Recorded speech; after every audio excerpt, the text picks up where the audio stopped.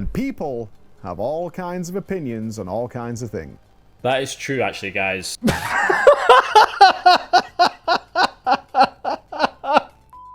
Do Sko's video? Dude, I just feel like it's hard to react to like two people. It's hard to react to what is already a react to something. Maybe though. I mean, you guys keep saying to do that, so I imagine we probably should. I mean, I'm kind of looking at this from a fan perspective because like I don't actually know a lot about this. I know it happened and it was a huge deal when it happened. Like just imagine, dude. Like imagine you have by the way, I don't think this has ever happened before where you have a guild that's just been dominant. Like Method was they were f***ing cranking everybody. They got world first in the first tier, like Blackrock Foundry tier. Highmall wasn't its own tier. Highmall and Blackrock Foundry were like part of the same tier, similar to how like Emerald Nightmare and Trial of Valor were a part of Nighthold, right? So like Method won both things in WoD, and they won 25-man Siege of Orgrimmar and 25-man Throne of Thunder. Like they were just fucking dominant. They were dominant. And then after that level of dominance, they split. They had a full split. Like basically every player left except for the officer corps. That's just never happened before, and as far as I know, and kind of crazy to imagine that actually happening again, you know? But at the time, we were like the like top 10 world, and we weren't day rating. We were like rating, you know, like 5 days a week. At that time, we were rating 5 days a week. So like we were kind of fans of the race. We weren't really involved in it. So all these people were like famous to us, but we didn't know them. And it was all like this crazy thing. It's like reacting to like a crazy trade in the NBA or something, you know? Like it was just like that was my interaction with it. But like doing that while winning is crazy. And I'd love to hear the context behind that. You guys have probably seen the video, so maybe you can spoil it, and I'm not asking you to spoil it for me, but I imagine the only thing that even remotely makes sense is money. Like, you're starting to get sponsors. They didn't stream the race yet, but like, you have to decide where that money goes, and, you know, just like the direction of the guild and stuff like that. Like, that's the only thing I could think of, like, transitioning. Method ended up becoming like an esports org. So like, I think transitioning from just a bunch of dudes gaming to that is just a fucking rocky road. Throwing money and all other kinds of elements that have no longer been there. It's weird. We've gone through like a little of that, and it was rocky too, because it just is. It's there's no way around it, right? You just gotta figure it out. So yeah, I imagine there's a little bit of that. But I'm sure there's more context. All right, let's fucking get into it. Is it SCO? I'm just gonna type SCO Preach. That work? We have, okay, so this looks like, okay, so Preach put out a Method video, and then SCO reacted to Preach's video, and then Preach reacted to SCO reacting to Preach's video. Is that what I'm looking at here? So this top one is the react of the react. The second one is the react. And then, oh, when we're barking. I hate reaction culture. I mean, I don't mind it if it's actually interesting. You know what I mean? Like, for example, think about reacting in general. Preach making this video and SCO being the person this was majorly about. I feel like as a viewer, if you're just looking at, like when you're reacting to someone, you want to make the argument that your content is transformable. Like you're watching your reaction. A bad reaction would be like, you're basically just watching the video with no pauses and just hitting like some yeps. Fucking true. Or whatever, and you're just like not paying attention at all, and you're not adding anything of value. Like, yeah, that's some bullshit, right? I think that's bullshit for sure. But like, if you are actually adding something, especially someone with actual perspective of the situation, that's insane content. And as far as reacting to the react, I've only done that a couple of times, but it's usually only when the person like disagrees with what you're saying, because you kind of have to react to it, you know? But yeah, kind of interesting. Preach made this video. We learn more.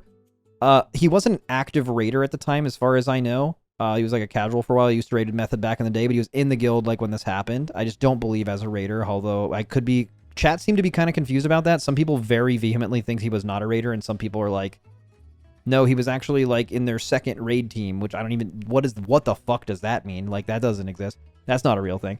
And then obviously SCO is one of the few people who remained in Method, and everyone else left them. So like, I'm sure he has a lot of takes on this, but also he was the reason, or he was a reason why a lot of people left. So like, you know, he's going to clearly be biased, but also I'm sure has a bunch of interesting information. We're going to watch the second one.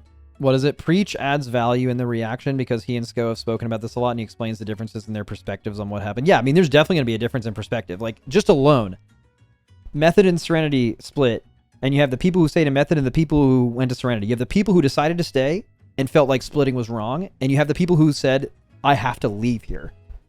Those two perspectives could not possibly be more different, right? I imagine they're like miles apart, right? So let's hear both of them. Even though I don't imagine Preach, guys. I don't imagine Preach. God, he's huge. I don't imagine Preach, is fully on the Serenity. I mean, actually, I'm not quite sure how that ends up playing out. It's weird because Serenity actually died. Like, Serenity didn't end up becoming like Echo. Like, Serenity did a couple of tiers. They were pretty good. They got World First Star Augur. And they basically just didn't win in Nighthold, and then they just died, and a couple of the players went back to Method.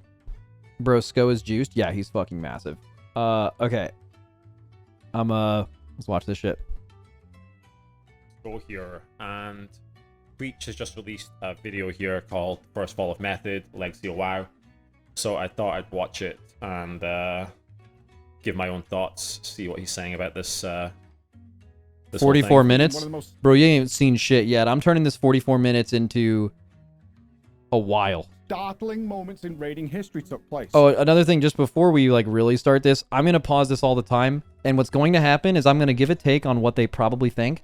And then you're going to be sitting there if you've already seen this. And you're going to be like, he answers this in 20 seconds. Just keep playing the video. Stop pausing. Like, please shut the fuck up. Just, I'm going to do it. It's going to happen. If you know that's happening, sit there and be like, this is going to be cool when he hears that. And maybe sometimes I'm like, man, I should have kept doing that. But I'm going to do it all the time. If that bothers you, like, please leave. Just in general. Okay. Over the course of 24 hours, the champion, the reigning, dominant, multi-year heroes Method, lost practically their entire When was the roster. last time they lost?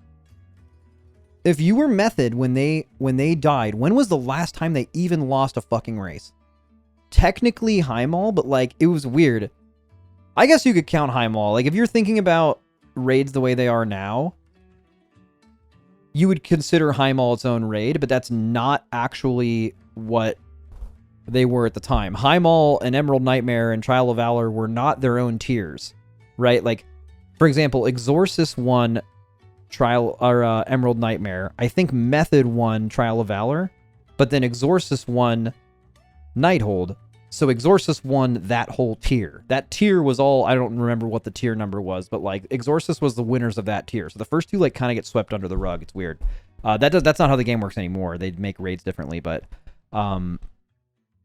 yeah, it's interesting that, I mean, like, when was the last time Method lost? Like, think about it. Like, they won in Hellfire Citadel. They won in Blackhand, Blackheart Foundry. They lost in Highmall to Paragon, but again, I mean, I would still consider, let's just say they lost in Highmall, but it's like definitely doesn't matter as much as the other raids. That's just because of how it worked back then. They won in Throne of Thunder, albeit in MoP, Paragon was playing 10-man, so like their main competition wasn't there, but that doesn't matter if they're not competing with you. There's no reason to talk about it. The Method wins in Siege of Orgrimmar, Method wins in Throne of Thunder, Method wins in Terrace of Endless Spring, which again includes Mogashan Vaults and Heart of Fear. They won that tier, and they lost Dragon Soul, but they got banned for some LFR shit, and the team that won just didn't get banned. So yes, they lost, but it's possible they were still the best guild at the time. They just like did some bad shit and got caught, but like so did literally every guild except for that guild that won. And then Firelands, they lost to Paragon and Firelands. So basically, since MoP, 2 full expansions of dominance Method did. And then they die. It's fascinating. How does that happen? How do you have it all? You know, and then you die. Wait. Okay, let's see the roster.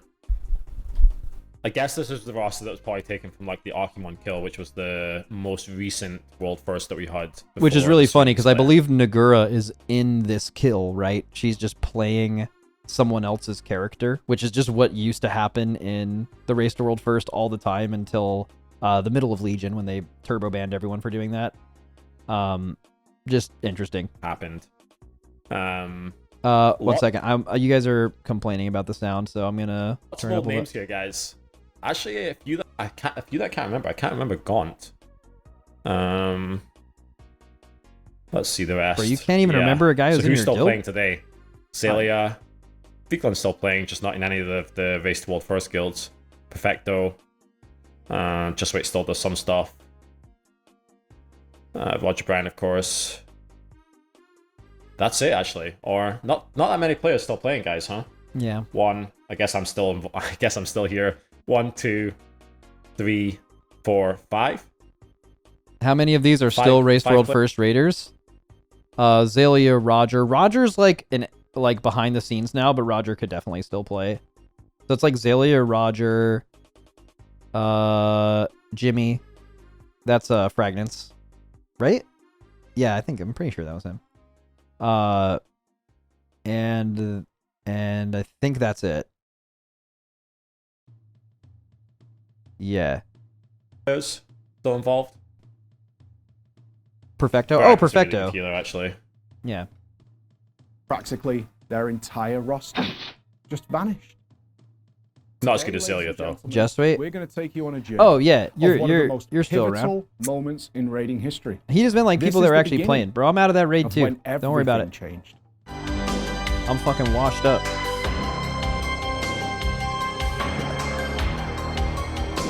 Beach is looking good, by the way.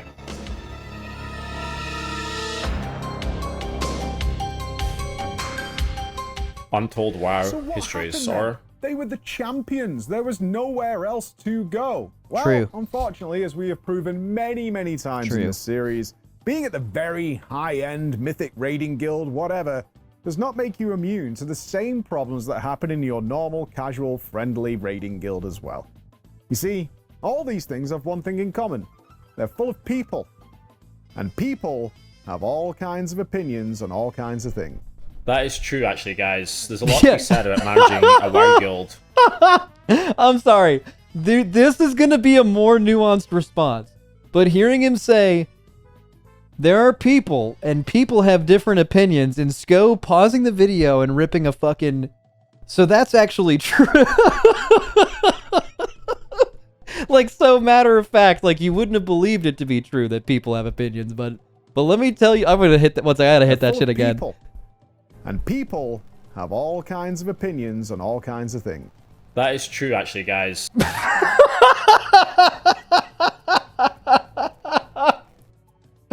Bro, that's fucking so Is that not so fun? Am I crazy for thinking that's the funniest shit of all time? Bro, I can't believe... Okay, this is going to be amazing. There's a lot to be said about managing a WoW guild at any level. Like, obviously, back in the day, it was like 40-man raiding. So you had like, what, So guys, actually, that's true. 50, 60 people in the guild, including like a ton of like casuals and whatnot as well.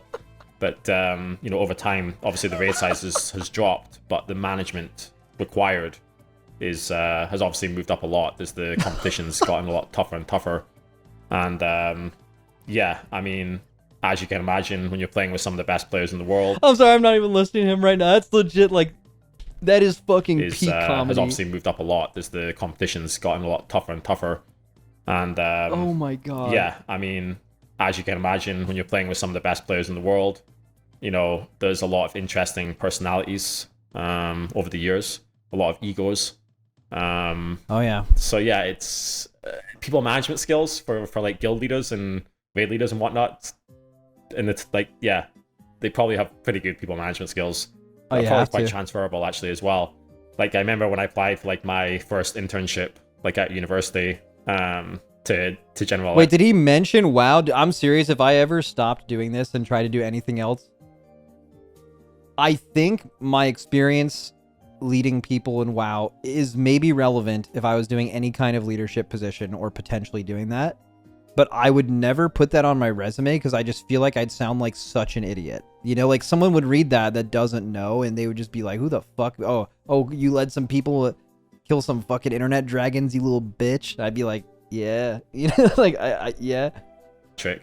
I I included my World of Warcraft, Guildmaster experience on my CV, and we actually did talk about it a little bit in the interview, which was fun. The landscape was changing. Now you guys are going to find this really ironic compared to what's happening these days. True. Sko posted in 2015. WoW raiding competition had become a 2-horse race for a while. True. Yeah, that is true, actually. I'm sorry, I can't. Like, this isn't even that bad. But because of the other one, I just keep thinking of the fucking other one. Like, I think he would just be, like, such a good, you know how, like, in a lot of comedies, there's, like the straight man, the guy that isn't doing any bits, but they're just reacting to everything as, like, as the audience, basically, right? The way he rips that shit deadpan is actually so fun. It's so funny. For a while. Yeah, that is true, actually. And if you guys remember as well, Paragon were swapping to 10-man as well, right? So there wasn't actually going to be like some huge competition for us, I guess you could say, moving into the next expansion after Archimond. So raiding was actually becoming, a little less competitive, I guess you could say, because we'd been quite dominant for a while with some of our world first kills. And Paragon went kind of on the decline, I guess you could say, like they were kind of disappearing. Basically because Paragon was a Finnish only guild, and so they obviously found it quite hard to continue to recruit. That's the most impressive thing about Paragon by far. Like anyone trying, you could make a Swedish only guild, and maybe if you got all of the best Swedes from any guild, I mean that guild would probably be pretty sick. But like the reality is you can't do that. There are guilds that those people aren't going to leave, right? So like just in general, just the prospect of making a guild where you're like, we're only going to take Finnish people, anyone from any nation, and they choose a pretty small nation, but obviously I think Finns are historically like pretty smart. They like test really well. They're like a really happy culture.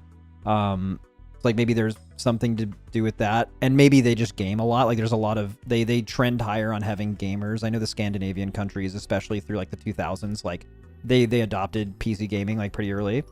So I a lot of PTO as well, like that super matters.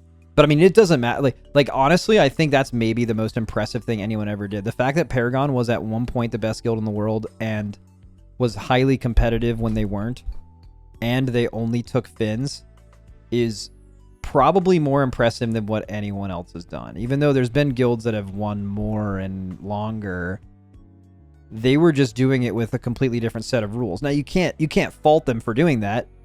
It's not like Method specifically taking players from anywhere. You do what's best for you, But I mean, it's absolutely insane that they did that. Finnish only players. As people start getting older, as people start finishing university, and then they have to go and, get a job or whatever. And this actually kind of probably leads into some of the stuff we're going to talk about in this video, actually. Because one of the core reasons, obviously, that I wanted to, what do you want to call it, like try and convert Method from just a World of Warcraft guild into something more, was to actually ensure that Method would still be around in the future. Because obviously we're faced with the same issues, right? Like we play with these players who have been students or whatever, then, if there's not anything more to help support them, then obviously they have to stop playing the game as well at some point, right? And for me, I created Method back in 2005. So at this point in time, this video is being talked about. This is 2015. So that's 10 years. Damn. Guys. 10 fucking years Method later. was like my whole life, I guess you could say, Still outside is. of, everything else that's going on. Right, he's still like, Method had obviously a major, even more major fallout after this. They went through this kind of twice. And he's still like made it his life mission basically to keep it around. On. So my entire passion, I guess you could say, my baby. So I started Method in the last year of secondary school. So when I was like 17, I think. And then I did, 2 university degrees for 7 years, just all the time, still playing and building Method, I guess you could say, working with the guild and everything. And then I started working full-time as a financial analyst. And, I kept working full-time while, still building Method. But Method was like my passion, right? Method was the thing I cared about the most about. And so a lot of this was mostly about wanting to make sure like that method was still going to be around in the future and not fade out of existence like so many guilds that we had seen before. So for example, you're looking at Paragon here, which was starting to fade out of existence at this point in time. But then look at the past, like other great guilds, you know, Death and Taxes, Nihilum, Insidia. Yeah, until you have some kind of income, you're gonna have so much turnover that it's hard to keep going, right? And they still made it work. I mean, also you have to have respect for what they did. Like us being able to have sponsorships now and like have a salary for every player, and this being the main thing that I do and the main thing that all of us do is only possible because him and the people we played with over many, many years were like keeping this thing really popular, even without it being streamed, while having it be their second thing, right? Maybe there were some of them that were, I'm actually knowing how this works now, there's probably a decent amount of them that just had really fortunate living conditions where they could just live with their parents and game all day. Right, like a chicken before the egg thing. You're more likely to have players like that in your guild because those are the people who end up becoming good at this because they can spend all day getting better at it.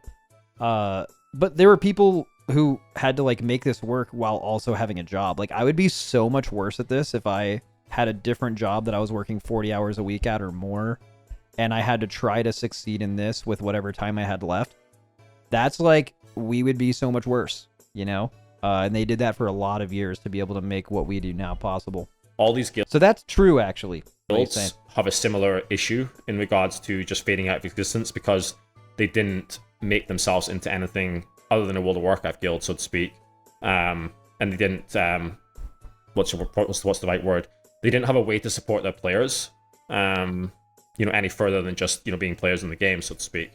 And that's something that I did that shit for the love of the game. With Method, if we want to keep Method around, because we were also having issues of people having to, you know, quit the game or finishing their studies, no longer being able to commit to the World First rating schedule, which is already starting to get quite busy back then. So it was mostly about trying to find a way to make Method a bit more professional.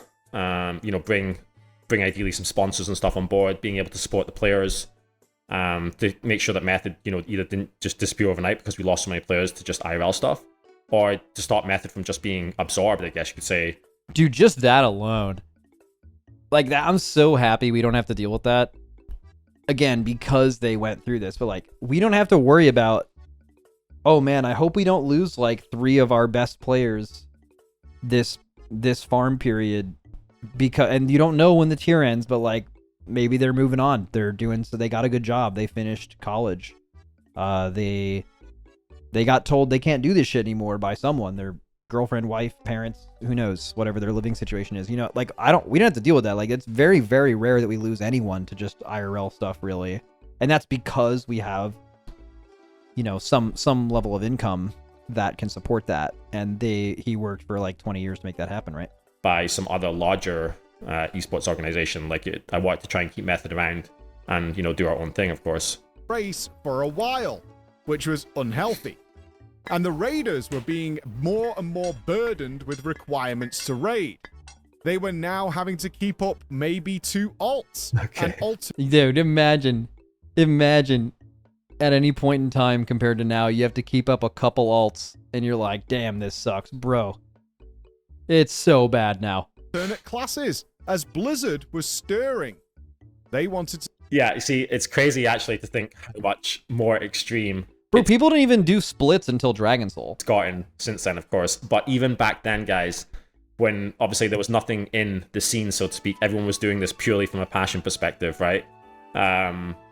So it did start to feel more of like a job rather than just like, you know, like pure fun of like, you know, logging in for the raid and just performing at your best. Like everything was getting already a little bit more professional back then.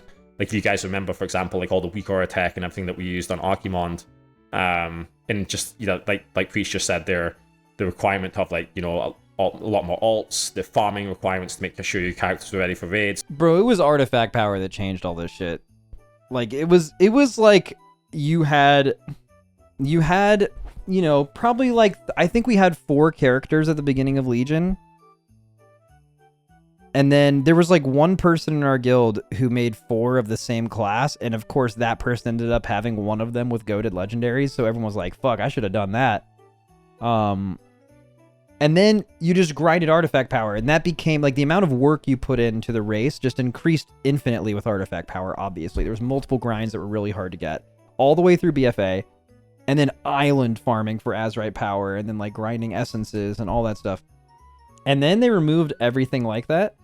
So going into Shadowlands, it just felt like you had to put in more effort because it's just what you had been doing.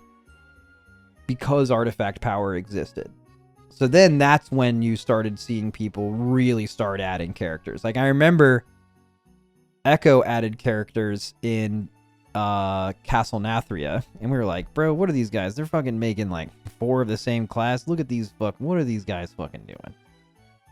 And then they lose that tier, not because of that, and there wasn't any like actual tier or anything in that raid or anything you needed that was really important. It was just like eye level trinkets and stuff.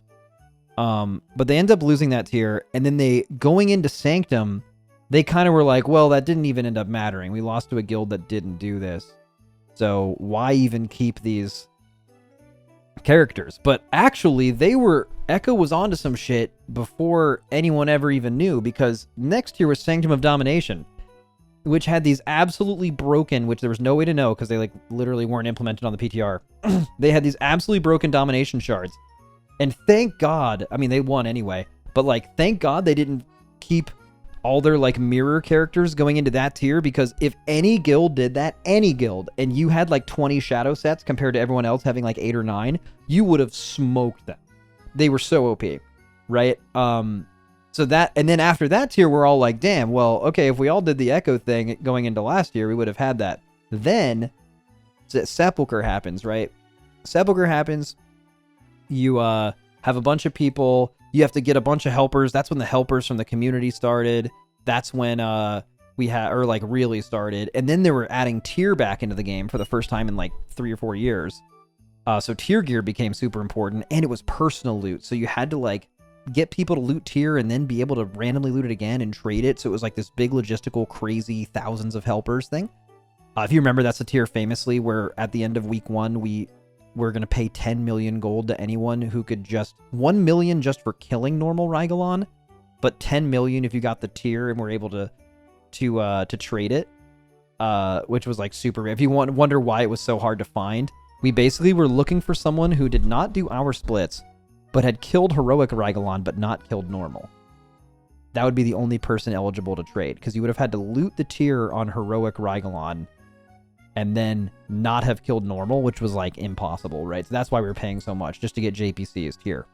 Okay, but since then, kind of a long-winded way to tell you, that is the ramping of things. Ever since Sepulchre, it's gotten exponentially worse, but that's when it like truly started. That's when like the degen, you have 15 characters things, like truly, that line of thinking truly began from where they were at here. It's like it was just getting a lot more intense, but there wasn't like any, I guess you could say, additional return for the players, so to speak. And at the same time, the competitive scene was also declining a little bit in regards to like other guilds being, competitive. So there was kind of a lot going on in the background. To stop the blatant account sharing the racers were doing. And that's all well and good. Wait. But the big problem. Wait, what did Preach just say? Oh, maybe my food's here because there's dogs barking. But he said to stop the raiders from rampantly account sharing. Is he referring to the bans in Tomb of Sargeras? Account sharing the racers. So there was kind of... Fuck, I'd have to find the last time Preach was actually talking. Requirements to raid. They were now having to keep up maybe 2 alts and alternate classes as Blizzard was stirring. They wanted to... Yeah, you see... As Blizzard was stirring, they wanted to... And then he plays again. Wasn't like any, I guess you could say, additional return for the players, so to speak. Guilds being, competitive. Racers were doing. There's kind of a lot going on in the background. To stop the blatant account sharing the racers. So I don't think that's actually true. So he's saying like, well, Blizzard was trying to like, oh, they're making multiple alts. Blizzard wants to stop the account sharing. So Blizzard never did anything to stop these guilds account sharing in progression. So correlation, not causation. Around the time of Tomb of Sargeras and in Nighthold Farm, what was happening was all of our guilds were selling farm runs for real money, and most of the time, We were logging on their accounts to play their characters so it was easier. That's what we were doing. So Blizzard, when we've been doing that for a while, but in that tier specifically, Blizzard was like, enough is enough. Fucking stop it. So they banned the officers from a few guilds, and then they banned us real hard in Team of Sargeras. And that is what stopped from that moment on. And through the end of Tomb of Sargeras, because there was a little account sharing still in the race in Tomb of Sargeras that was never banned for in progression. It's like race to world first, not farm. Like specifically, I think there's like 2 or 3 of Zerup's characters that killed Maiden of Vigilance in that raid. But after that raid, I don't believe any top world guild, top 5 people competing for world first ever account shared in a raid ever again. That was the end. Because they were banning us for account sharing, but specifically account sharing buyers' accounts. Is to my knowledge, and we were very involved in this, so I think I would know. Blizzard has actually never banned a Race to World First Raider for playing someone else's second Moonkin that was geared. Like Nagura, for example, she killed Mythic Archimond, but she wasn't on her own character. She was on someone else's character. People were playing Zerup's characters on Maiden of Vigilance, and he was not playing all 3 of them or 2 of them or whatever, right? Like, but there was never... Preach seems to say they were really trying to stop that, and maybe they were, but they never actually did. They never, ever, ever did a ban saying, stop account sharing in progression. That never happened. It was purely... because of sales, which was... We talked about that with Roger recently, where I said, I wonder if we could have been account sharing this whole time because they never actually banned us for it. None of our guilds do it now. We can't afford to risk doing that. If you get banned for that, or if they punish you, then you're just like, you're cooked for the whole race. You lose. You get sued by your sponsors for having them give you hundreds of thousands of dollars for that event, and then you ended up not streaming any of it because you got banned for account sharing, right? You can't do it. Yeah, I just interesting to know. I don't think Preach is correct there. We're doing. But I can understand why he thinks that, because those bans did stop account sharing. It just had nothing to do with us actually doing that. Oh, well and good, but the big problem, as it regularly is, money. Business opportunities were creeping in, and they were starting to get pretty lucrative. Okay, this is where this is going to get super interesting, because this is how, when I'm thinking of a guild that's been dominant for multiple expansions, winning all the time, and then they disband, especially with some experience of our guild also being at one point just gamers gaming for fun, and then people offering us a bunch of money and figuring out how to split that and make it fair and everything involved with it. That is the only thing I can point to that makes me make sense of Method and Serenity, that whole thing happening. But Sko is the person that was largely in charge of all that. So this part should be really fucking interesting, because, you know, I'm interested to hear what Preach says about it, but also I wonder what Sko is going to say about that as well, because I'm sure he has thoughts. Okay. They were starting to get pretty lucrative. So this video is based about Serenity, like 2015. Actually, business opportunities were really not lucrative back in 2015. Yeah. Especially compared to like streaming, right? Because like the product of what you were sponsoring before there was actually tangible value, like viewers, was significantly less, right? So like if anyone's thinking that they had the deals that like exist now, it's just there's no way. Sponsorships were incredibly small, and it was very difficult to get brands interested in a World of Warcraft guild, of course, right? I mean, this is a core reason why I tried to expand Method out into working, you know, with content creators, other, you know, teams that were in like competitive tournaments, like a PvP team.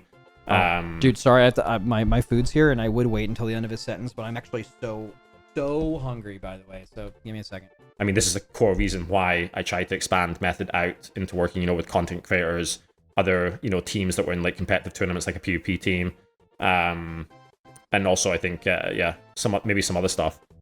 But yeah, there was really hardly any money in the scene back then. Like this, back in 2015, I was still working full time. Give some numbers. As a financial analyst, like I mentioned. So there was really not much going on. Like Twitch had only really been a big thing. Like I bet, for example, I doubt any of their raiders were making a salary. Maybe their officers were making something. But I imagine any amount of small money they were making was purely due to support the logistics of the race in some way. Not a big thing, but only I hope he gets into that for 2011, 2012. Because I think that's important. I think it's important for people Like, for example, couldn't that cause a rift if like the raiders find out when the small amount of money the officers are getting paid and they're not? Bro, even if that, like, you could even make an argument that makes sense. Those people are gonna be mad about that for sure, especially if you weren't upfront with it. I'm really interested in how that went down. I think MOP long time that I ever started streaming, and back then it was only like once or twice a week. And to be honest, like, maybe Preach talks about this in the video, we'll see, but there was so much resistance from the guild, like back then, to actually stream our raids and stuff like that. Like, even the farm raids, like, it was like people hated streaming in the guild. So there was definitely a few clashes about that. Like, basically, they didn't want to stream our raids or whatever. Yeah, so All the we'll see. guild isn't usually a snap thing. It's a combination of things. Which totally makes sense. We went through that too. Especially if you're not a streamer, right? It's hard for you to see the vision, and you have to think about everyone's like personal interests. Like, hey, I like hanging out with my boys off stream. It's like a better vibe. And then like some people are adding streaming into it. It's a different vibe, and you're like, okay, well, I don't gain anything extra from this, and you just don't really like it. You don't want to have it be commercial shit. You just want to like hang out with the boys. It's all about hanging out with the boys, right? Now, obviously, streaming it ended up leading to people being able to make money from this, which a lot of people probably enjoy, right? But like, before you start actually getting paid, it's kind of hard to live on the promise of like, eventually we're going to get paid if we stream our stuff. This is not exactly the situation you're talking about. This is an issue they ran into years later, like going into old year. But like, people's personal motivations are totally valid. They're like, what? Okay, so we're going to stream and maybe people will care, but like, we have to like completely, you know, like our vibe is just, I don't know. You can't just rip certain words unfiltered. Bro, I don't know if they were slinging gamer words or not, but that's not even what I'm talking about. Like, it's just different, man. Like, when you're playing off stream with your boys, it's just like, there's no one, you're just hanging out, you know? Like, even when you're playing in a small group, of it being streamed versus you just hanging out in Discord, it's just, the vibe is just different. And I know a lot of people that don't stream do not want that vibe. You know, like, here's an example. I play shooter games with like Lip and Scott and like Ben sometimes. Or I haven't really in years, honestly. But like back then, like, I was streaming those, and then Lip told me, like, hey, I just like kind of don't like playing as much like other games like on stream. It's just like the vibe is different, which totally makes sense. When I'm streaming, my main objective is entertaining my audience, and then it's playing a game, and then it's hanging out with my friends. Where if you turn off your stream, your goal is I'm hanging out with my friends and playing a game, right? So since that time, I really enjoyed playing games with Lip. I don't stream basically any of that other stuff, and it's purely for the vibes and the friends and the people I'm playing with, right? Same exact thing here with like WoW Guild rating. Things over time that explodes, so let's set the scene for you. Over the past couple of years, the leadership of Method had changed a lot in terms of who was doing which task. Famously, incredible raid leader Kuznam had taken nearly all the raid management work. Officer Potham had become the primary organizer of the guild as a whole. Players such as Infield... I didn't know that. I don't know. Potham made weak WeakCores. Like, Potham made that Archimon WeakCore they just showed on the stream. Agree with that comment, so to speak. Like, the officer core was still the same as it had been for years. Like, Kuznam was the raid leader before this as well. It was just a case of, I guess certain people, like you mentioned there, like Kuznam and Potham with the WeakCore tech, maybe started doing it a little bit more. But I think the overall issue here was that like Kuznam, for example, and I guess Potham and a few others didn't really agree with the direction that we were taking things. So like I said, the whole direction I was trying to take was that we want Method to be around for, you know, years to come. We obviously want to, you know, try and build something a bit more sustainable where we can actually, you know, support players, so to speak. You know, try and keep the guild going, basically. And there was still a little bit of a pushback, I guess you could say, from Kuznam and co, who basically just wanted to play the game. And I'm assuming by that comment that Kuznam was kind of the ringleader about leaving. Like, he's very anti-streaming. I mean, Sko has a point, though. Like, those people left. Obviously, Serenity died, and some of them ended up coming back. So, I mean, he kind of ends up winning this anyway, this dispute. But, I mean, Sko was right. Like, Sko's thinking of what to do with Method back then led to which was not proven at the time, led to a sustainable guild that can last forever and get paid by people. Eventually, like, streaming is what made that happen, but like, but that being said, the people in the guild having reservations about that totally makes sense. Because maybe their motivation for playing the game is just having fun and not making a salary from it. And also, it's just not proven. Like, for example, what could have happened is Sko's like, dude, we should make this sustainable. We should get some sponsors. We should stream more. And then, let's say it doesn't pan out. And then the vibe is different and it's just a worse situation. There's a version of history where that happens, you know? So yeah, I don't know. I feel like both sides had merit. At least what I imagine is they're going to get into that in a second. But Sko ended up being on the right side of history. I'm pretty sure when it comes to like what guilds would end up becoming. You know, not really to take things much further than that, so to speak. But let's see. Others were now add-on specialists, and more duties had begun filtering down to not just officers, but the members as well. The thing is, none of them were technically the leader of this ship. That, as most know, was Sko. Wait. Okay.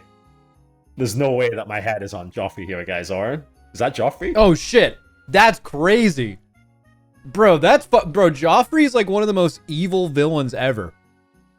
Like, that guy was so fucking good at acting in that show that he like doesn't act anymore because people just fucking hate him because of his good portrayal of a awful person and character. You know what I mean? Bro, preach. Bro, if I'm Sko, I'm actually hard tilted. I'm hard tilted at this. Let's see where this goes. Also, I had a lot more hair in this picture, guys. Yeah. Maybe I need to grow it back out again. Go. Sko had begun moving further and further away from the WoW day-to-day guild activities. So, in regards to this, that is he was still kind tanking. of true. But it's not necessarily for the reason that he's, I guess you could say, insinuating here.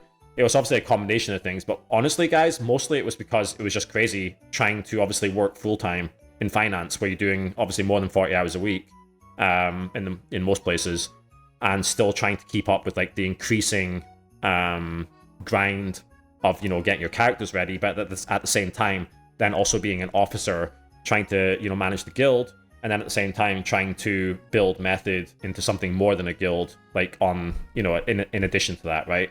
So basically, that was definitely probably something that, yeah, impacted things. And more. Yeah, because you can make the argument from Sko's perspective, hey, Method's my baby, but I gotta make my own shit, right? I gotta make money. I have this job, so I'm not around a lot. Maybe a lot of the other officers were. Then the person who's not around a lot comes in and is like, all right, here's what we're doing. And you can kind of imagine they disagree on anything. This time it ended up being money, but like the person who's not around a lot but is the GM. And then there's like the people who actually like are around more and feel like they lead the guild. If they disagree on something, the raiders are probably going to side with the people that they're around all the time. You know what I mean?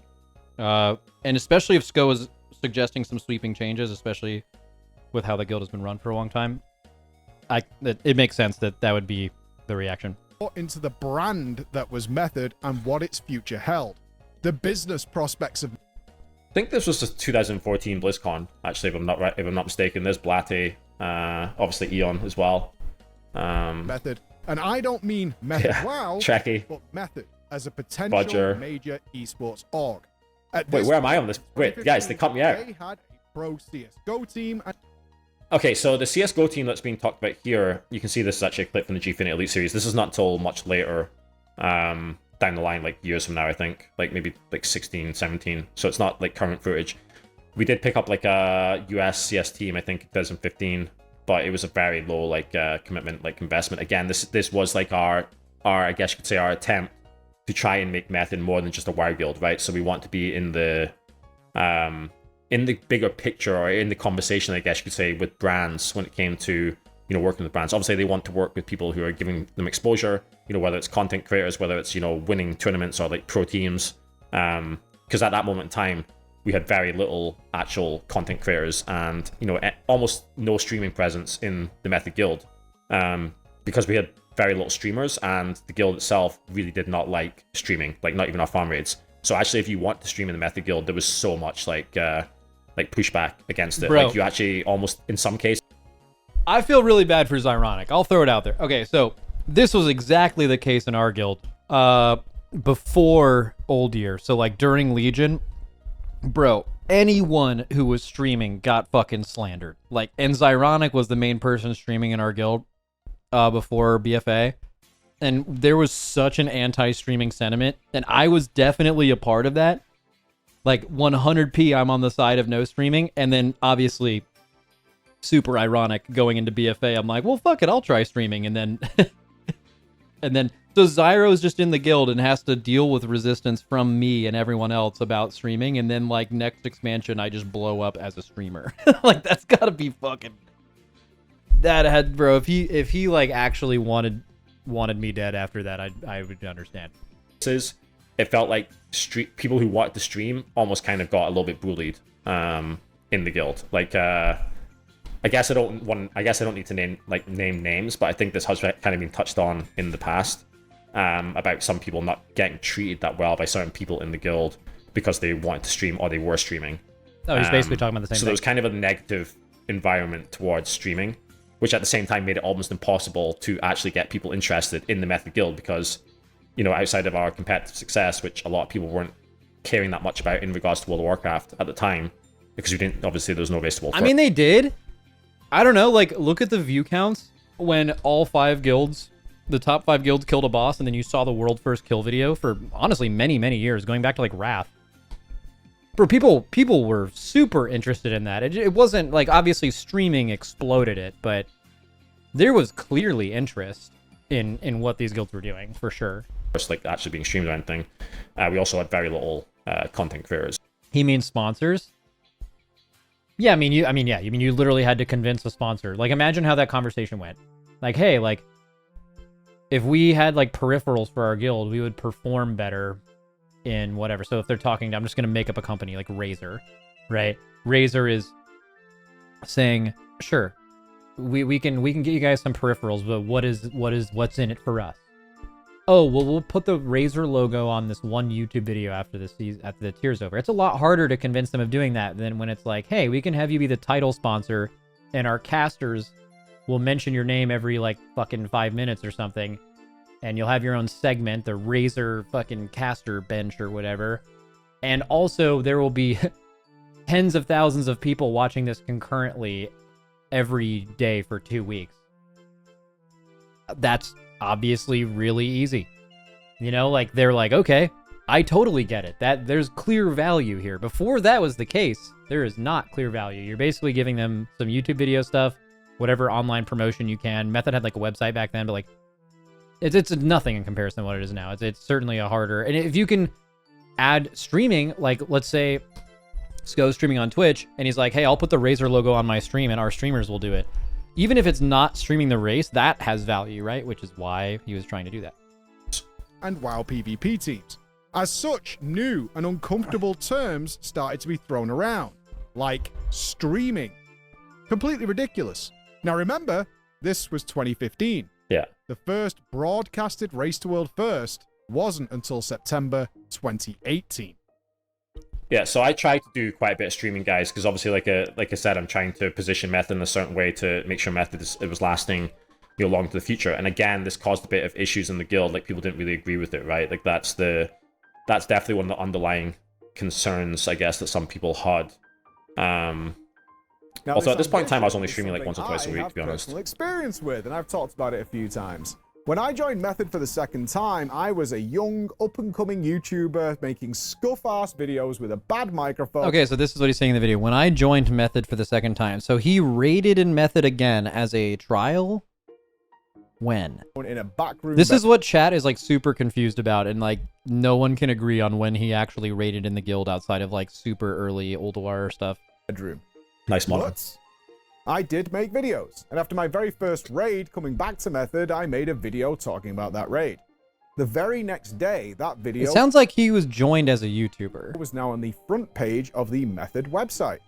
This actually caused me a lot of heat with the guild. Rejoined as a People YouTuber. were right? under the assumption Yeah, so you see, he actually mentions that there are two guys, right? Like, the guild, a lot of the guild in general, it's so weird to say, but they were against like content creation, like streaming, creating content. Yeah, bro, can you imagine? Preach is like one of the OG WoW streamers. Can you imagine if Preach was actively raiding in HFC like you guys were a few people were confused about earlier? Bro, they would have hated his fucking guts. They would. Sko was streaming, according to him, 1 to 2 days a week, and it was causing all of this ire. Could you imagine if there was like a fucking YouTube Lord pure perma streamer guy? They would have fucking killed him. About like the guild or whatever. Yeah, like that was just a big divide, I guess you could say. It's just a different mindset, right? Like I understand obviously why some people would want to do that and want to just play the game and then just stop playing it, whatever. But for me, like I said, I was really trying to make sure that Method was going to be around in the years to come, right? So we had to try and build it into something more than just a WoW guild. Otherwise, Method was going to fade out of existence in the next few years. Like it's just inevitable. Like every other WoW guild out there, basically. That I had been brought back because of my YouTube presence. I was there to bring attention and eyeballs to Method. That wasn't the case at all, and I wanted to prove myself. And they hadn't asked permission. Oh. So I sent a message saying, you guys need to take that video down, and you need to ask me if you want to use my content that way. Now, in their defense, they did. They took it down immediately and never did anything else. I don't even know what he's talking about. I actually don't remember this particular incident that he's talking about, but he obviously, it's his video, so it probably definitely happened. I was then called into a meeting with Method management.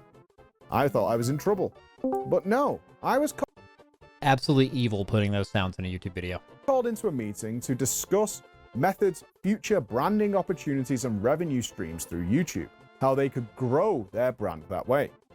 Okay. As you can see, I actually, again, I don't remember that specific conversation, but Preach obviously remembers it probably quite well, so I'm sure again that probably happened. idea of branding, growth. Bro, he put you as Joffrey in this video. You can like vehemently disagree with him if you want. You don't have to take the high road. That was pretty fucked up. Marketing has been a big push internally at Method for a very long time, because that was in 2012. So in the months leading to the breakup, cliques were forming. What Sko meant to say, by the way, is he doesn't remember Preach giving them advice on YouTube fucking at all, by the way. In case you didn't read between the niceties he was throwing out there, he don't remember that shit. So that's not true, actually. They do with most people not being interested in the Method brand, marketing, PvP teams, and so on. Yeah, exactly. So he kind of touches on here what I was saying before, right? Like there's certain people in the guild, including people like Kuznam, for example, who only want to play the game, right? Like didn't want to really build Method into anything other than just the WoW guild. And like I said, that was obviously a difference in opinion that he and a few others shared, and that was obviously one of the main reasons why ultimately the Serenity split happened. Really, just a difference in opinion about what the next step should be for like the guild in general and the wider like Method organization. And certainly not streaming progression. At the same time, not being happy that as they saw it, they were doing most of the work for Method Guild, which was making the money. But the money appeared to be flowing to mostly one person. Oh shit, let's fucking get it. Okay, that is... Oh shit. I mean, that statement is just, I don't know, that's definitely, I mean, in my opinion, of course, total nonsense. Like, that didn't actually happen. Again, in 2015, the money involved in, like, the guild and, like, the wider Method, like, activities was so small. And at the same time, like I mentioned, just up until, what, it was... He's red? Yeah, no shit. Like, if what he's saying is true, or he believes it's true, that's just wrong, right? He would be mad, right? Like, you're just fucking calling him out for no reason, right? But also, I imagine Preach's take he's hearing is from everyone else. Like, it's possible that the people who left Method and made Serenity left because they thought Sko was taking all the money, right? Of course he would leave in that situation. So let's fucking hear him out. I think August 2015, I was still working full-time. And then after that, when I stopped working full-time, basically any money I was able to make was basically from, the content creation in terms of like streaming on Twitch or similar. In terms of money from Method, it was so small, and it was any money was basically reinvested into the org or to the players. And by the way, I want, just for what it's worth, what he's saying right now, I completely agree with. There's two sides here, but the prospect that Method was actually making like a lot of money is there's no fucking way they were making a lot of money. Like I even mentioned this like 10 minutes earlier in the video where I said any money they were making was probably just to support their guild expenses, but like that is true. Like there's ain't no way they were making a lot of money. What they might be referring to is, I don't remember how big of a Twitch streamer he was back then, but I imagine his Twitch income definitely fed into this, right? Like for example, if he's streaming their raids and people felt like he was making money off of their content in a way, right? Then there could be some resentment there. It's not money from sponsors and he's just like paying himself and sweeping it under the table or whatever, not telling anybody. But like if they're already anti-streaming, they're certainly going to look at the money he's making at streaming, which he's also stating he streamed 1 to 2 days a week. If you streamed 1 to 2 days a week, and this is in 2015, bro, Twitch was not huge in 2015. And also the monetization was way worse. No one played ads, and like ads are, for example, like 50% of our income now, and like there was no ads then. It was like basically purely subs. So I kind of doubt he was making really a lot of money outside of being a I bet he made the vast majority of his money working full time as whatever he said, a financial analyst and whatnot, right? So yeah, I think that's a big misconception. You just want, like, maybe even at some point in time, guys, like, it would be interesting to talk about how much money Method actually has made over the years, because it would be quite surprising to a lot of people. Yo, fucking slam that shit. Why would you not talk about how much money the guild was making in 2015? Who fucking cares? Right? You were making, as a guild, you were making some money every week through raid carries. Right? That's usually how guilds made an income back then. Full disclosure. People paying real money dollars for runs. Although that didn't pick up a lot until it picked up big time in Legion, but people were absolutely still doing it back then. Challenge mode carries. This was in WoD, right? That was fucking fat. Huge money. Mop. Challenge mode carry, same thing. So yeah. I agree with him, but I don't know why he wouldn't even talk about numbers from back then. Why not? That most of it has, I mean, of course, it's just been reinvested in things like, even like, for example, the Race World first popping off. Would you talk about how much money Liquid makes after years? Yeah, I mean, we weren't around in 2015, but I can tell you how much we were making when we first started doing this, which was fucking nothing. Even how much money we were making when we were doing the Race to World first. Like, literally, we were competing for the race, made zero money until Eternal Palace. Like, not a fucking bro, we had these, like, fake sponsors. We had a GNC sponsorship. It was a guy that just owned a GNC store, and he would liked our guild and was like, we'll send you some suppies, and he basically sent like one shipment ever, and then like completely did not fulfill his end of the bargain at all. Like, we even had a GNC like delivery channel on our Discord, and it was just he kept saying that the warehouse was frozen, so people in our guild were just posting frozen buildings like every day until, I mean, he never sent anything, but like that's what we were doing. Literally nothing, right? And whatnot. You guys wouldn't believe how long it took for brands to kind of catch up and understand like the size and scale of that opportunity. While of course, like the putting on the events and everything, extremely expensive and so on. But I think there's always no this events back misconception, then. I guess you could say, that there's a ton of money and it's, you know, people aren't seeing it, so to speak. to game, push world first with their friends, and not be a part of some big corporation. Okay. Yeah, I mean, bro, this is crazy by Preach. Bro, putting him as Joffrey and Gallywix. He's not putting his face on Gallywix here, but that's the you know. At least I'm not jumping this time, guys. But I guess they're indicating that meant to be Gallywix here, speaking to like the officers, and we know what happens in this cutscene. This is actually one of the few cutscenes in the recent patches that I have actually seen, right? The clearest public example of this came from member Tegu, who posted this Oh when shit! he left. I have not even read this. I don't know where to start from even, so I try to keep it short. Basically, I was quite disappointed with how the guild meeting went last night and how much was talked about money, and seeing some of our best players leaving, I decided to follow them. I was here for, dude, shout out, remember when forums were a thing? Like, this was before Discord, for example. But it was the best experience I've ever had in this game, and I'll always be thankful for the opportunity to be part of this guild. With some of you, we'll stay in touch. With some of you, continue playing, probably. And for everyone, I wish you the best of luck, whatever you decide to do next. I mean, that's basically Tegu saying I left because other people left. This is like, he's not saying anything here, right? I mean, I guess they talked about money in the meeting. I mean, I even heard that. That was the rumor, right? They had like basically a bad guild meeting. Imagine having a bad guild meeting and your guild explodes, by the way.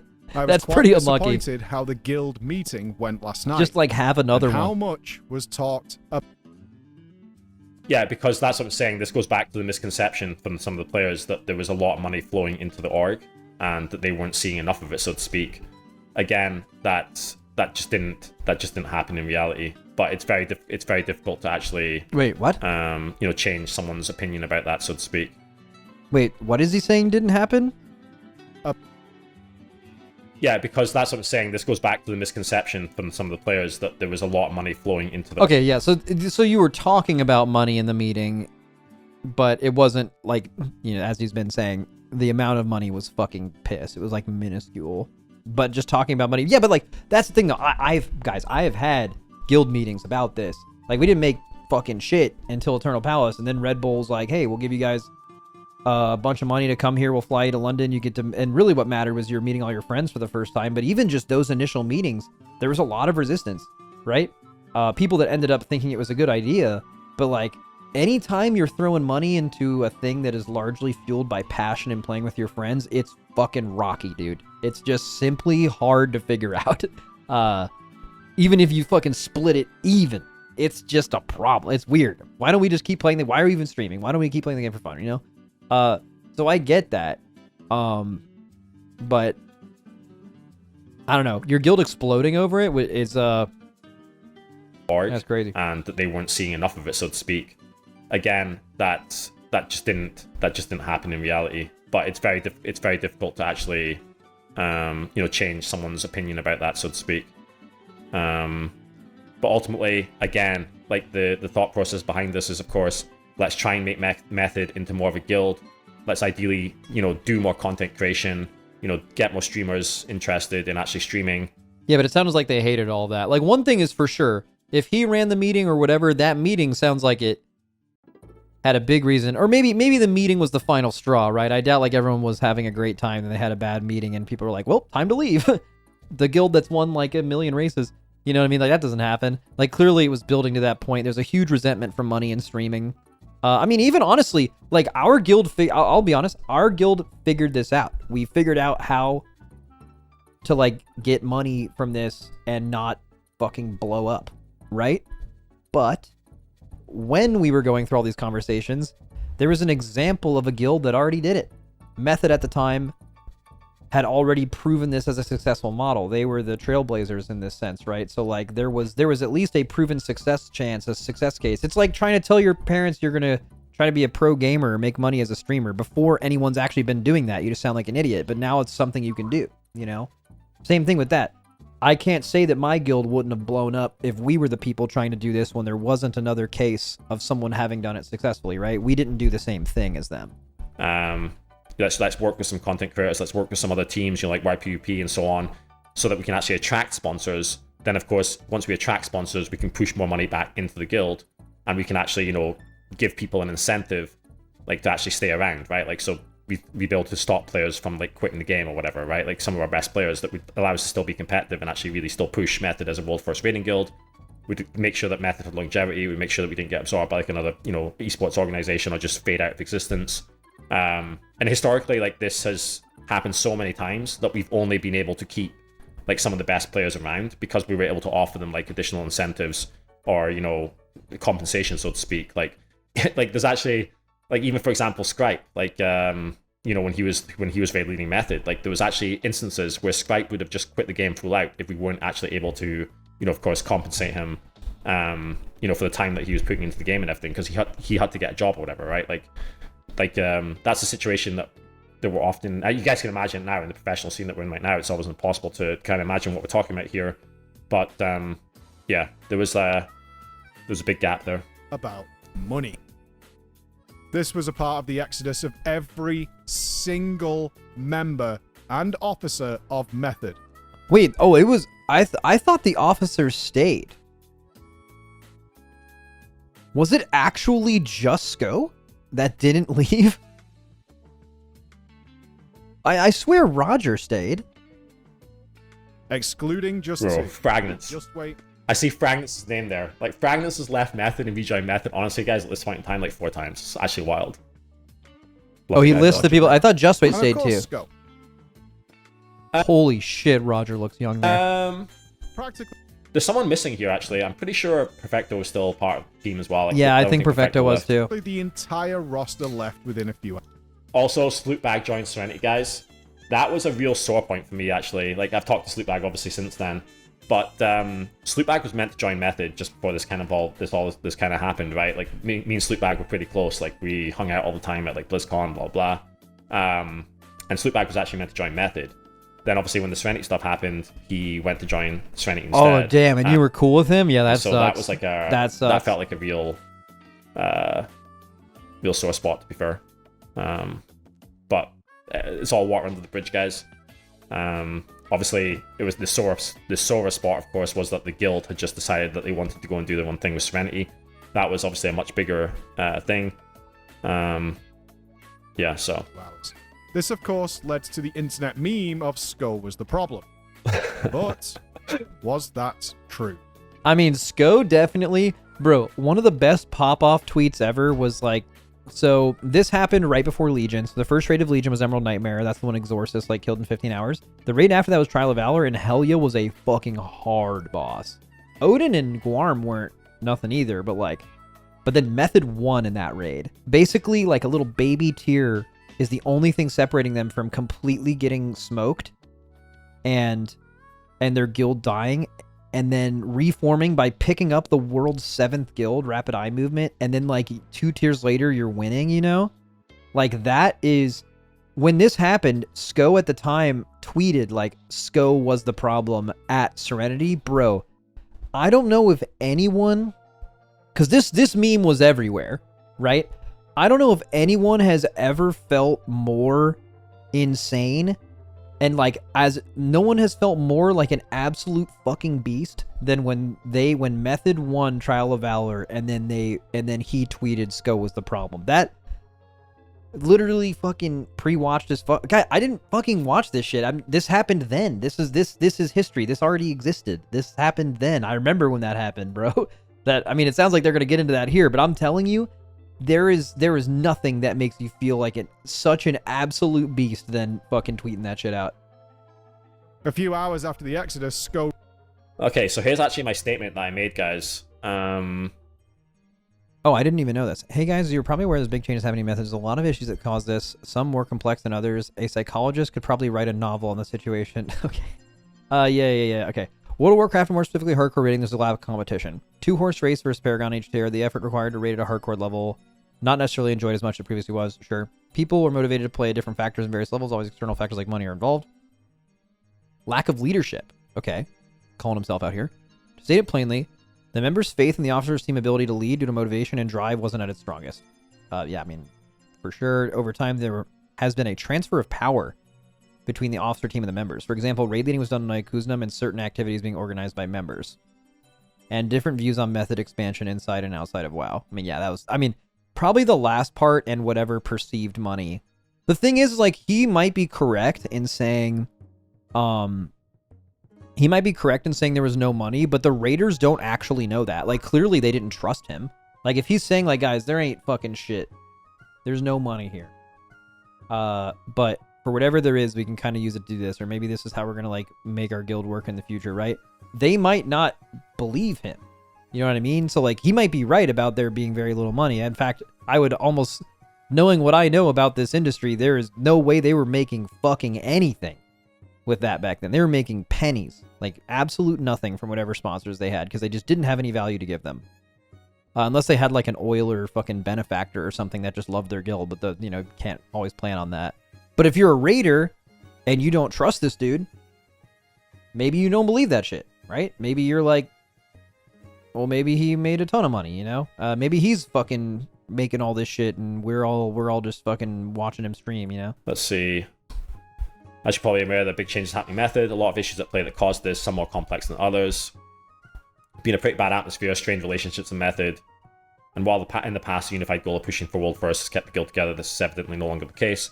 In short, a very basic summary of issues that caused the separation. Yeah, so World of Warcraft, hardcore rating in decline, lack of competition, the efforts required to raid at hardcore level is not necessarily enjoyed as much as it previously was. I've kind of mentioned that already. People are motivated by different things. I didn't think he was actually going to read this entire tweet himself, but I should have expected that he did, so I didn't have to read that beforehand. All good. He takes some L's sometimes. And as always, external factors like money involved. Yeah, we talked about that. Lack of leadership. The members' faith in the officer team's ability to lead due to motivation and drive wasn't at its strongest.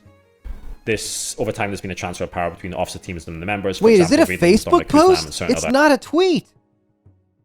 He ripped this shit on Facebook. Activities were being organized. Bro, your fucking like high school classmates read this shit. Members, yeah. So they're this probably also, like, "What are you talking about, bro?"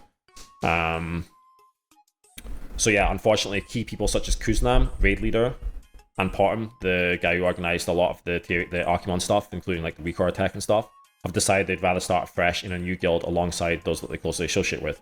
So basically, guys, the problem that you have here when the guild obviously follows generally the raid leader, right? So when Kuznam and a couple of like his like a handful of his like close, I guess you could say, buddies decide they want to do something, then obviously I don't know if it's necessarily the raid leader. Like I think the raid leader is often this person, but he is right that like between the GM and the raid leader, it's not even the raid leader. There's like an emotional leader of your guild. They don't have to be the raid leader, but like there could be a guy that isn't the raid leader that is just like that dude. And everyone is going to be willing to follow that guy because he's kind of what makes the guild tick. They don't have to be a raid leader at all. They don't even have to be an officer, to be honest with you. But yeah, it sounds like Kuznam was just that dude for the guild. Like, he was the one with the respect. He was the one that people followed. Most people are going to follow the raid leader because they think that's what makes the most sense, right? Like, they're used to, obviously, that person being the leader of the guild. So yeah, as I say here, many members will obviously follow the raid leader, which is understandable. So in regards... Someone in chat says, at least in my experience, guilds are cliquey. Yeah, no shit. Bro, I don't know if there's... In the entirety of human history, you have put 20 humans or more together, and there doesn't become smaller groups that form within that larger group. That's true, what you said. That's the feature of method. I believe that. Let the guild die. We're going to use the resource at disposal to rebuild the guild. And I already started speaking to people really quickly after this. I spoke to a lot of people, obviously, guys. I was never going to give up on method, right? Like something that I was building at that point in time for over 10 years. Yeah, and method mattered more to you than it did to all of them. I was so clearly determined to make sure that method existed into the future. Dude, shout out Roger and Just Wait. Well, I mean, I don't even know if it's really a shout out. I just think that is like so interesting. Like, as far as I know, Roger was really well liked by all the Serenity dudes, by everyone that's been in method, right? He's a likable person. Him seeing everyone he knows as his friends and teammates leave and then deciding to stay is so fascinating to me in that scenario, right? Like that, just that, and same thing with Just Wait, like choosing to do that is so interesting. Which was my motivation and drive for a lot of this. Obviously ended up being on the right side of that. Serenity died, method continued. The method players that wanted to came back. Even the guild split, right? So there's also even talk here at the bottom about investigating the possibility of streaming the entire progression.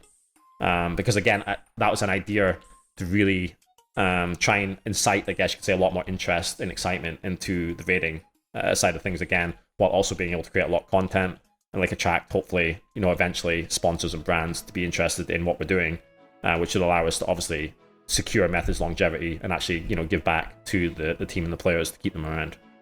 Took to Facebook to give his side. Facebook. In that post, it is confirmed the issues mentioned above and that he was indeed pushing in 2015 for Method to start streaming the Race to World First.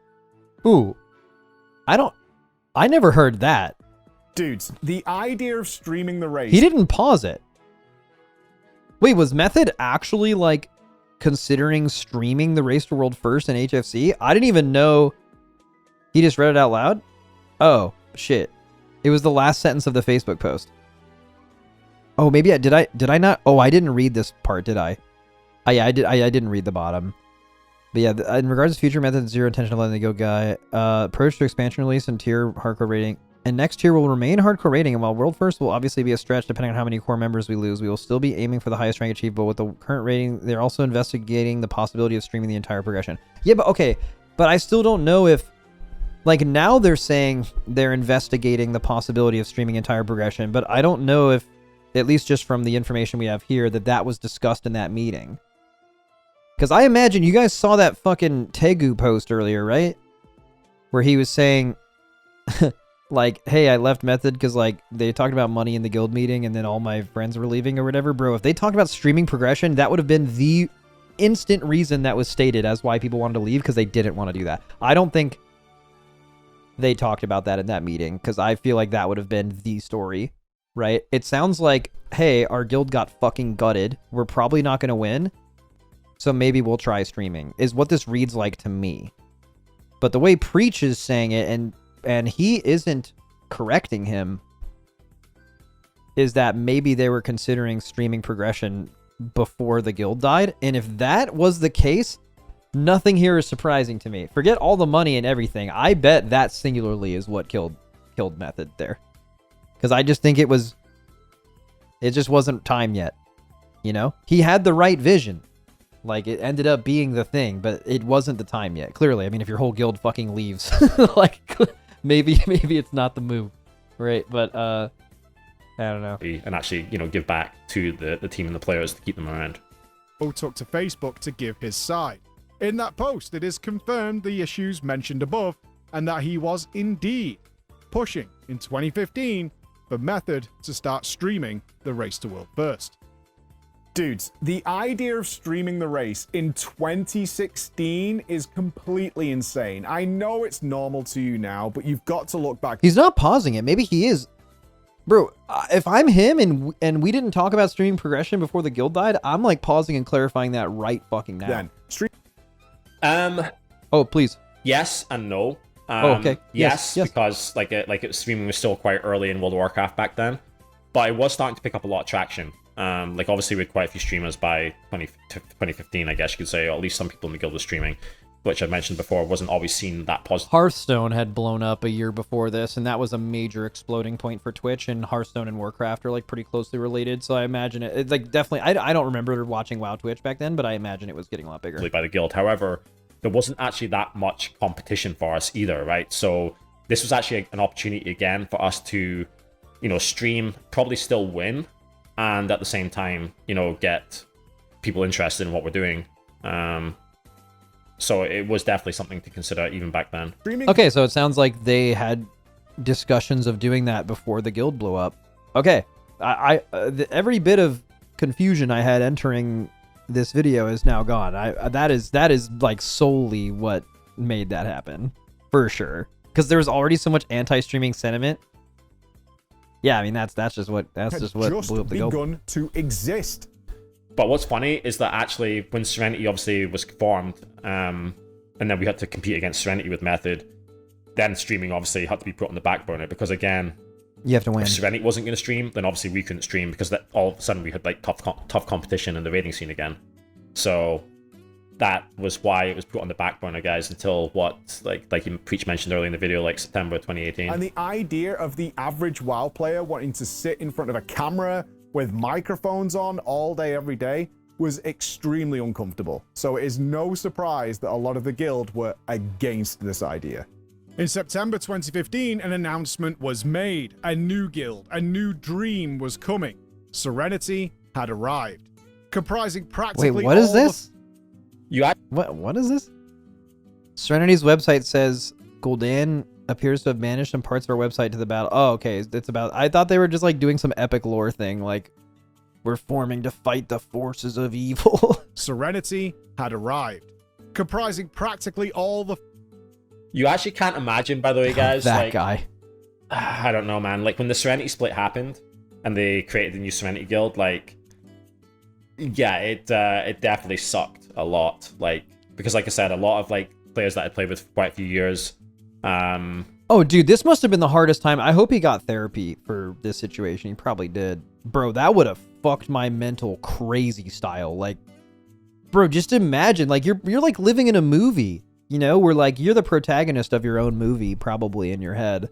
And then like all your friends said fuck you and made a team to try to beat specifically you. You know? Like that's gotta weigh on you so much. Like that's, I don't know how many people could even handle that. Had actually followed, you know, Kuznam and Cole to create Serenity. And yeah, all it your really boys sucked. Like, fucking it really leave sucked. you. Like obviously you can imagine like how it felt for me, so to speak. Yeah. It was really rough actually, yeah. Yeah, dude, no, quite. I mean, I don't even know how many people could even handle that. former Method World First Raiders, and now including some fresh up-and-coming players who might be decent. They had a chance. They had done some good challenge mode times in Mists of Pandaria, like this Gingy guy, whoever he was. Okay. Serenity. Wait, was Gingy new in Serenity? He wasn't in the race, but I didn't even know was that. to be a no BS, no fluff, just gamers with skill and experience going in. What's interesting, actually, guys, is that Gingy, Deep Shades, Fragments, and I think it was Lozelle at the time, they were the first 4 guys to come to Method after the Serenity split. So they were the first 4 that kind of jumped back into Method. Yeah. To kick ass. This team has everything, right? They have veterans who have a massive history of getting raced to world first. They have seen the light before, and now they're free. They're free of corporate overlords. They're free. Dude, he's about to get so mad. I mean, listen, I would hardly call it corporate overlords, guys. This is a gross exaggeration for sure. Like, I mean, yeah, like back then, 2015, like even now, like, I mean, it's like that's actually it's still insane. very, very casual, I guess you could say. Mike's playing it up though, I think. Yeah, but like playing it up is gonna have its consequences though. Like if you're SCO, you're listening to this and you're like, bro, fuck you. You know what I mean? Fucking put his face on Joffrey. You can say all the kind of storytelling you want, and people are still gonna get pissed, right? It wasn't like a corporate environment at all, really. Yeah. Chasing money as a factor, and they can just get SCO and Mike are friends. He can take a joke, Lamau. Bro, if I had someone who I considered my friend made a video with me as fucking Joffrey on it, we would have a fucking problem. It was for just, sure. It was just honestly like we would friends 100% and, like, have a fellow problem. players like playing a game, like it was bound to win, right? No. In May 2017, Serenity disbanded, having never achieved that world first that they had fought so hard for. So what happened? Let's start with Serenity. They had an absolutely stellar roster of players. However, you old schoolers will remember the raid drought of Hellfire Citadel. Archimonde fell for these guys in July 2015. We didn't get a new raid tier until September. That's, bro, I know I lived through this. I lived through the Siege farm and I lived through HFC farm. But just looking at it it's fucking insane. It's insane that bro, people now, like I remember 2 months ago in this season, people are like, bro, where the fuck is the new patch? After like 2 months, they wanted a new raid. And back then, it just took you like more than an entire year in between raids sometimes. That's 2060. crazy. That's wild, actually. I had actually forgotten how long a gap this had been, guys. Yeah, I mean, This it's is actually insane. crazy People would to lose think their about. minds now. But obviously, during that time, of course, Method was able to rebuild quite a bit. Oh yeah, it was probably good for Which Method. I guess obviously wasn't bad for us at the time. Yeah, it was good for you. Over a year of nothing to do. It was a dark time for us all. Over that time, Serenity Facts. lost at least 4 of their world first level healers. Over the time Serenity played, you'll know- Serenity lost 4 of their main healers from Method. Bro, that is such a low roll. Like, if you know back then no one's making any money, you're just going to simply have a few people leave after every tier due to pure IRL, like they're done with this, they're over it, they're taking a break, whatever. That's just what happened, right? You low rolling that all of those people happen to be your main healers is maybe the worst possible thing that could happen to your guild. I didn't even know that. I didn't know that was the case. That makes a lot of sense. noticed strange names appear in their raid frames. I won't say who, but one of these was Wow. the infamous mage Kuznam, now playing a healer to cover the losses. Goat. It is widely known that at the world first level, healers are insanely hard to come by. Yeah. And Kuznam's return That's never That is changed actually either. true, by the way, guys. Healers are really, really difficult to find in the race world first. Like, getting good healers is really, really difficult. It's something that we've actually worked years on, really, with Method. Recently, even. time at post, he mentioned that in Serenity Oh, wait, that's interesting, actually. Let me go back. So this is Kuznam's leading post, guys. like disbanding post with Serenity. I'm sorry, man. I remember here. Look, let's see. So good. To end it off with, thank you to Method for the motivation you brought since we split up, and thank you for our times back in the day before we ditched. Props to you, Sco, for building the brand you've always talked about. I've been in it, and I want to give you a massive kudos of respect to you for not burning out. Like this, I remember reading this, guys, when Kuznam posted the statement all those years ago. Oh yeah. And What's it was really nice to hear. Like, big respect to Kuznam for, you know, saying this. Yeah, enough time had passed for him to actually process that too, because you have to keep in mind he was probably so fucking mad at him. Think about this low point in his life, and like Kuznam you could see as the ringleader of it. Like I mean I imagine the split of Serenity and Method was like Kuznam versus Method, and everyone chose Kuznam, right? So like you probably have so much natural, totally valid resentment of this person, right? And seeing that guild not succeed was probably very made him feel real good. But yeah, reading this must have been, yeah, compared to like bowing out, that was very respectful for sure. Yeah, really appreciated that. Mentioned that in Serenity's short lifespan, they had over 50 members of the. Yeah, it's actually funny, guys, that they mentioned this here, like the sponsors that they've had as well with Serenity, because like I said, they were quite against yeah. Like yeah, you leave the guild because you don't want anything to do with that, and then you go make your own guild and realize, oh wait, you actually need these originally. Yeah. But then, you know, over time, I guess if I'm him, I'm pointing that the fuck out for sure. They even recruited the need for it, so to speak, of Fat Boss TV. That's how desperate they were. I'm joking. Loz is easily one of the best healers in the world. They just couldn't recover that hole. They were exceptional though, achieving World 3rd Xavius, World 2nd Helya, and World 2nd Gul'dan before disbanding. Yeah, I mean they even beat they beat Method to Gul'dan. Like they were ahead of the guild that they left. They were really better. bad though was on Helya and on Xavius. They were beaten by none other than Method. Yeah, that probably. Yeah, that bro. Method losing or Method beating them in the tier before might have actually been the reason they died. Like if they get world, even if Serenity gets world 2nd on Emerald Nightmare, Trial of Valor, and Nighthold, but they beat Method and all of them, I bet they don't die. This was an incredible comeback indeed. But also, I'm making it up. So yeah, definitely one for the history books. How in the hell did Method lose its entire roster and then the very next raid tier beat that previous roster? And do you know what made it infinitely worse, to pour salt in that wound? When Method did overtake Serenity, Sko sent them this. Oh my god. Yeah, I mean this is the tweet I remember seeing. I mean, bro.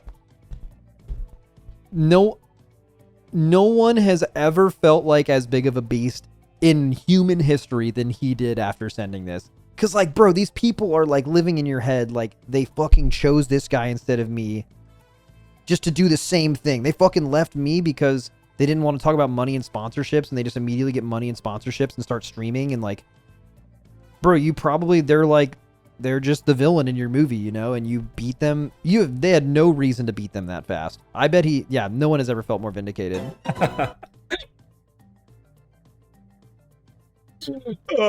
Yeah, tweet, guys. Insane tweet too. Just the a gif good of gif. the Warcraft movie where he offers his hand and then he pulls it away. I remember like talking on Methods, like TeamSpeak back in the day, about whether I should post this or not. But dude, absolutely. Holy fuck. Absolutely you do. Like obviously you never want to like BM or whatever, especially during competition, but after that, oh my god, just fucking absolutely. Be funny. But it was definitely an iconic moment for sure. Yeah, I remember that shit. So let's leave Serenity and look at what Method did. Wait. So let's leave Serenity and look at what Method did. Sko went on the hunt immediately. And as it turns out, a chance meeting at an airport between Sko and the raid leader of the then World 6 Guild Rapid Eye movement would change everything. What? Wait, that's crazy lore. The method picking up rapid eye movement, randomly Sko met him at an airport? That's real? That honestly just that's oh, someone he said Sko said apparently that's not true. Yeah, I mean okay, well that makes more sense. After messages It's have fake been lore, passed fake between news. a lot of potential guilds, the rapid eye movement guild That's actually not 100% true, right? Like, I actually didn't meet Scripe at the airport. I met Zerps, who was an officer in Rapid Eye Movement. seemed receptive to a possible So it wasn't Scripe, but it was I mean, I still think that's like kind of guild insane. merger. If that's actually Their what led to that leader, happening, known that's as pretty Scripe, insane. happened to be passing through the same city as Sko. And so they met and they had a coffee So this should be together. Zerps. In that conversation, it was decided that Rapid Eye Movement would indeed move and change name to Method, bringing their players you may know like Deep Shades, Revez, Narcoles, Noggy, Potter, amongst many others wow. with him. That's crazy. Method, of course, offered That's a lot of management, good players. money, and a chance at moving to the big show. And it turned out this Scripe guy was pretty good at raid leading, and he seemingly had an immediate connection with Roger Brown. Maybe they'll be friends one day. In the Trial of Valor, the new Method Guild got their first world first. Wait for me. Anything you have, boys. Last times. Anything you have. Good memories, guys. Bro, if you're Nice Sko. at showing Noggy POV as well, guys. He's still I in just Method now. I wish at one point in my life I'll feel like how he felt right here. Like I bet At the no end of it all, after no a world decisive first kill. victory from No single person has ever felt better from a world first kill than he did specifically on Helya. It wasn't like an end tier raid. It doesn't matter. Like he had to have felt more insane than anyone has ever felt. their former guild, many of those same Hey, look. It's Fragment's a statement, guys. Hashtag Skull wasn't the problem. players would end up right back where they started, with that Method name above their heads, cementing them, though, as the dominant world first guild. At least for now. What? World first guild. All right, at least I'm not fucking Joffrey. I'm cool with that. At least for now. For now, guys, for now. So why then? I'm did cool they with not, bro. accept Someone all got these labeled as players Joffrey in this video. I'm chilling with back that. who had left en masse just 7 months ago? There's a good lesson for us all here. Permanently burning bridges because of a spat or an incident, especially over minor things that happened months ago, isn't a particularly great idea. Yeah, I mean, listen, that's actually... There's no reason why we wouldn't accept back players into Method, for the most part. Like, me personally, I don't really hold, like, grudges, so to speak, or, like, I think Really? it's, like, just in general, I don't really hold... I mean, you want Method to succeed, but I mean, you could hold grudges. I don't know. I don't know if I'm above that. If I'm in Sko's position and like Serenity's dying and these dudes are coming crawling back to my guild, I might hit him with a fuck off. I don't know. like a hate or like dislike towards people. I think it's like really unhealthy just from like your own personal mindset side of things. And for the most part, like most of the players, you can understand why they left, right? Like originally to join Serenity, it's because obviously the raid leader and some of the core, people that are associated with him, also left, and so they thought it was their best chance to obviously still compete at the level they wanted to play at. So like no issue really with like the individual players who left. It's understandable.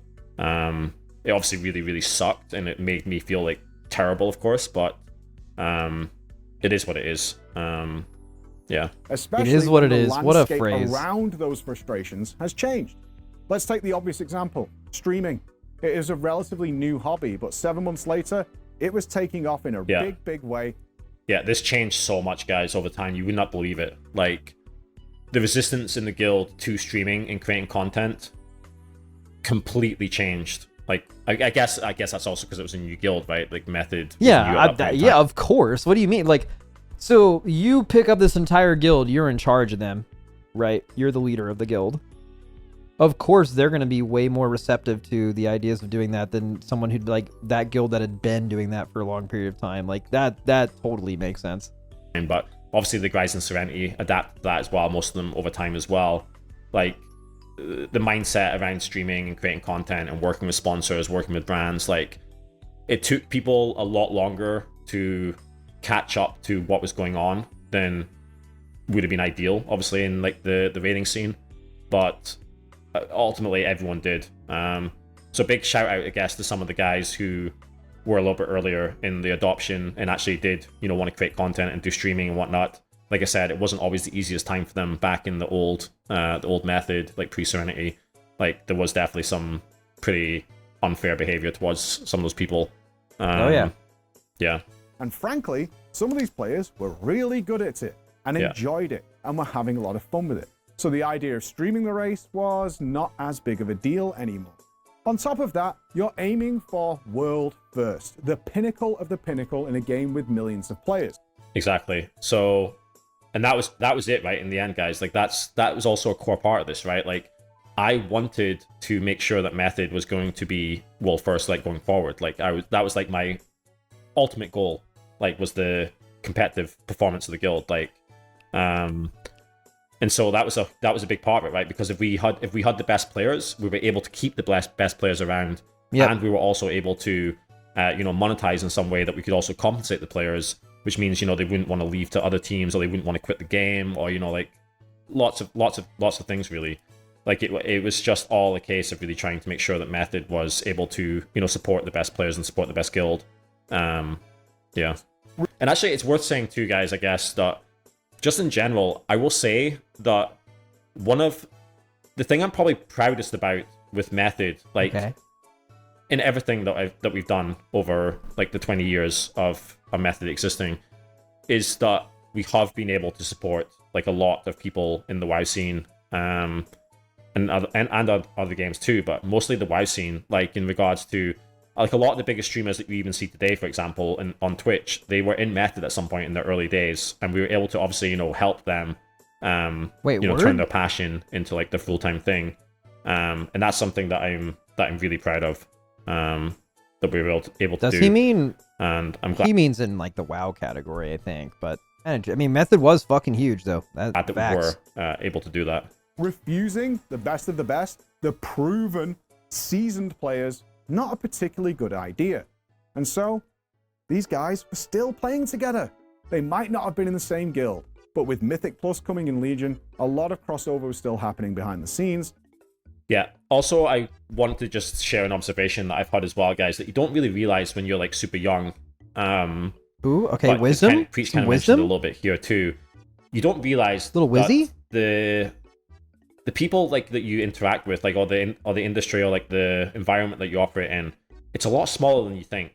Like the same people will often be around for a long time to come, and so, you know, it's relationships and treating people like well and whatnot is really important, because you never know. You never know. Come back to you when you're going to be like playing with them again or working with them again, or they're going to be in Method again. Like for example, like I mentioned, Fragnet's joined like 4 times. Like there's so many of like the old guys that you've seen in this video, even like, you know, Noggy, Zalia, and co, that are actually back in Method now. You know what I mean? So it's really important to keep that in mind. Like, yeah, you don't want to burn bridges. You want to treat everyone with respect and treat everyone well as best you can. And they were more than welcomed back after a little bit of a conversation. It's a good thing to happen. However, knowers know. This wasn't to be the last mass exodus from Method, but that is a story for another time. Bro, Until then, ain't no fucking shot you're making a video about that. That's kind of like a... I mean, it's someday it'll probably make sense. It's just a lot of... Yeah, let's just say that's a hard video to make, I think. Hard video to make well. And I'll see you again next time. Any response? Overall, by the way, I think this is a really if I'm him, I'm just fucking moving it right along. Good video, guys. Video from Preach. Like I will actually really appreciate Preach doing these like let's videos. Fucking move right like, along he did right one there. About like the world first legit kill on Bash, like back in the day in TBC. I do think this is a good video, so big shout out to Preach for doing this. Like in general, like most of the information in this video is mostly accurate, I would say. With a lot of missing context, of course, right? And some maybe some oversimplifications of certain things, but obviously from him being on the outside for the most part, I think he did a pretty good job in regards to putting this video together.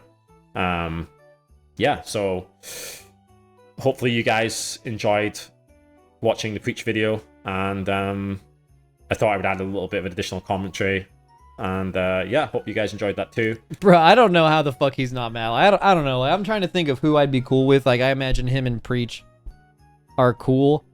But if someone I'm cool with puts my face on fucking King Joffrey in a video, I don't know. I have a problem with that. You know what I mean? Like, so why'd you do that though? You know? Preach said in his reaction that he would cover Josh eventually. Yeah, I imagine if anyone would try to do it, it would be him. I just think that's, I mean, I don't know. How do you make that video? That could just go so wrong. But yeah, I mean, fuck it. Fuck it, do it. I'll definitely watch it, right? But good luck. Lol, why would he be mad? King Joffrey meme, come on, he isn't 15.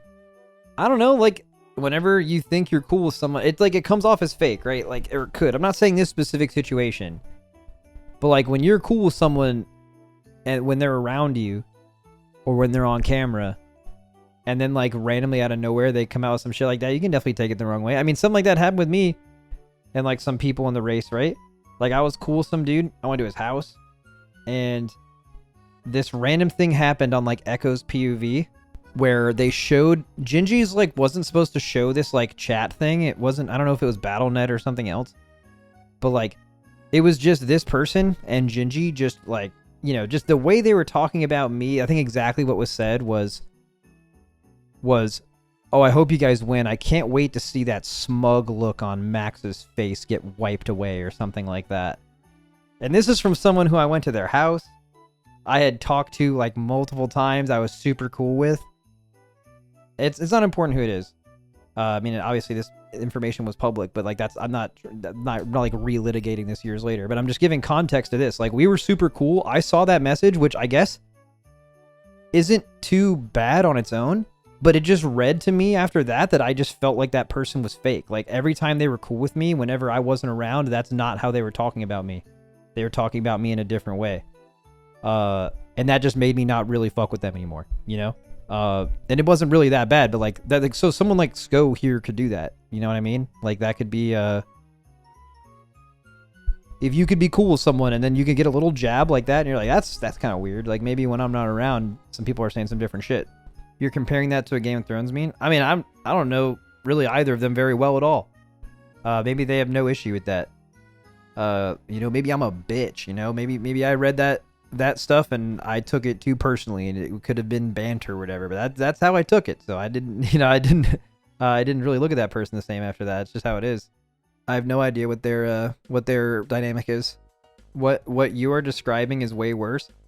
Yeah, dude, there's another element too, because like I obviously approached this person about this. I wasn't like, you know, I was like, dude, what the fuck is up with this? And it wasn't even like, you know what, dude, like honestly, that was kind of fucked up. It was literally like the main defense. I don't know if it was the main defense, but something they said was, because it was shown on stream on accident. They were just supposed to capture his game feed, but for whatever reason, it showed like his display capture, which was where this chat happened. It was like the battle.net window, right? His defense was that wasn't supposed to be shown on stream. And I'm just like, but it was. Like, it, yeah, like, sure, from your perspective, yeah, it sucks that, like, that wasn't supposed to get shown, but it did. But, like, it did. So, like, here, that's why we're here, you know? And that was kind of tough. It's not a big deal, though. Please don't bring that up. If you guys know who that is, don't. That's some old shit. Try to give some context. Might not be super relatable, but yeah. Can we just listen to it one more time just for fucking, please? Let's, everybody fucking lock in. And people have all kinds of opinions on all kinds of things. Wait for it. That is true, actually, guys. There's a